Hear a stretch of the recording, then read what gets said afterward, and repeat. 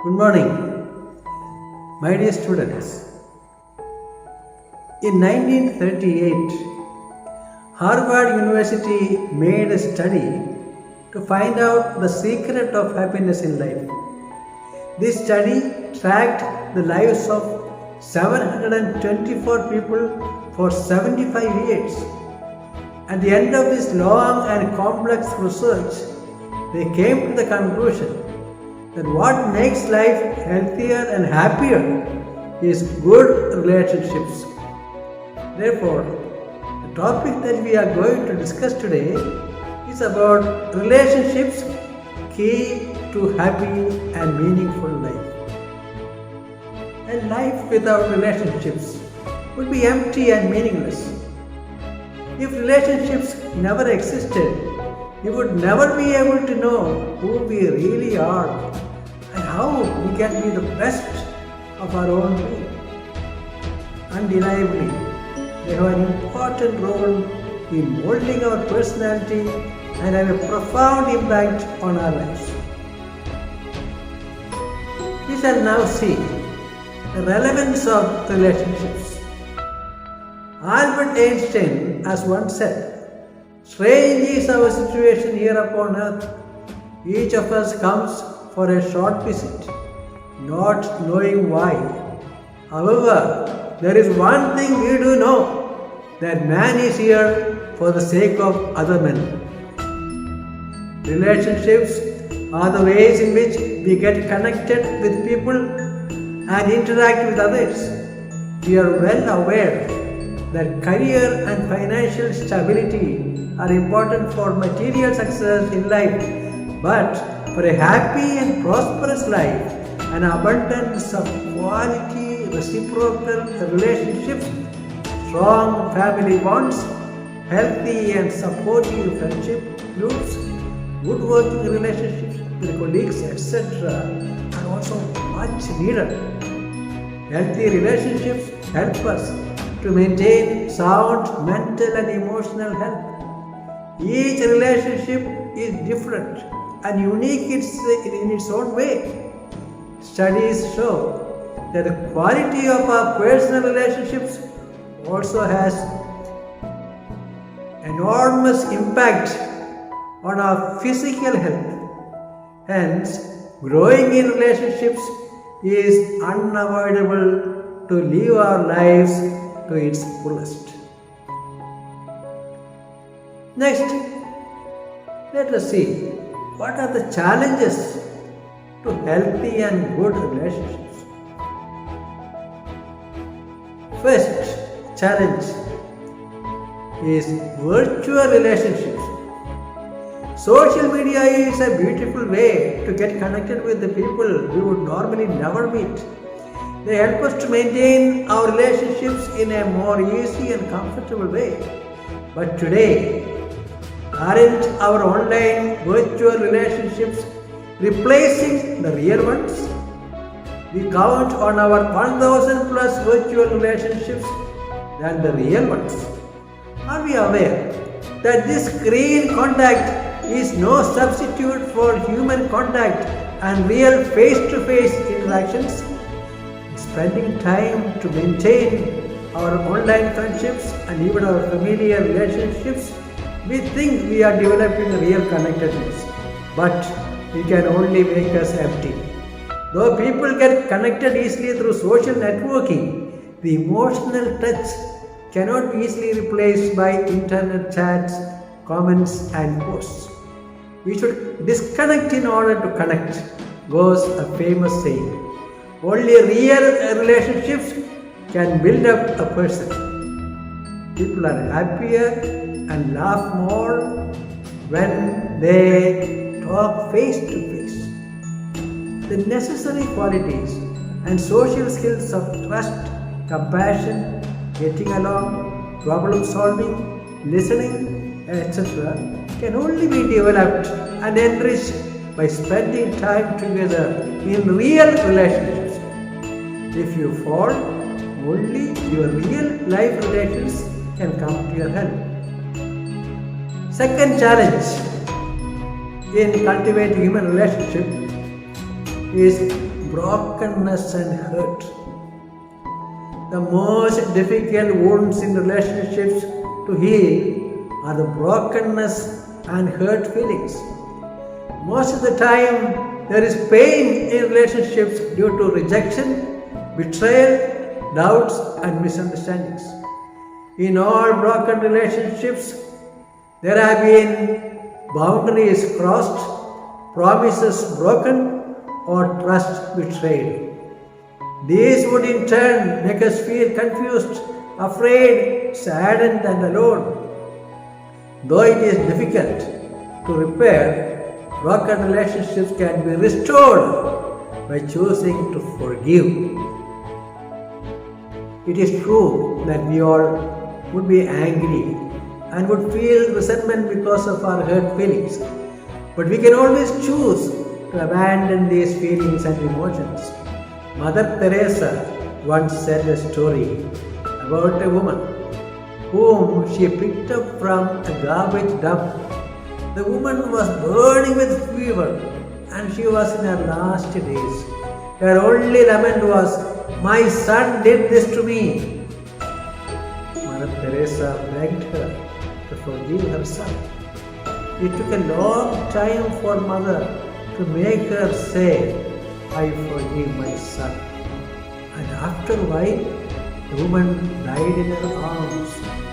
Later, Mother Teresa said that the woman was not at all concerned that she was dying, as she had said those words with real forgiveness. When we choose to forgive, it makes our heart free and peaceful. This would indeed lead us to better health, greater optimism, and better relationships. Mother Teresa has given us 5 steps to forgive. Make forgiveness easy. And that is through a word, reach, R-E-A-C-H. R stands for recall the hurt by visualizing the event or the circumstance. E, empathize with the offender and understand his or her action from their point of view. A, altruistic gift of forgiveness, forgiving the other freely from your heart. C stands for commit yourself to forgetting, to forgive completely.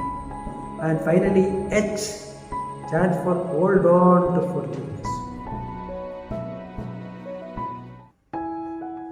The next challenge to developing human relationship is depression. Recent studies have shown that the quality of a person's relationships with his or her spouse, family and friends predict greater chances of depression issues in the future. Low quality relationships and certain positive and negative aspects of relationships could easily lead to the severe disease of depression. It can also happen when we lack connectedness with others. This illness never announces its arrival with apparent physical symptoms, but sneaks up on us slowly, making small chemical changes in our brain. Since the quality of our relationships is a significant risk factor for major depression, it's important to go out and spend time with others. An old proverb reminds us, shared joy is a double joy, shared sorrow is half a sorrow. Finally, let us see some tips to enhance relationships. Swami Vivekananda said, relationships are more important than life, but it is important for those relationships to have life in them. Having numerous relationships doesn't count much in life, but more significant is how we live them. Here are some steps that need to be remembered and also to be practiced in order to grow and mature in our relationship. Number one, be a people person.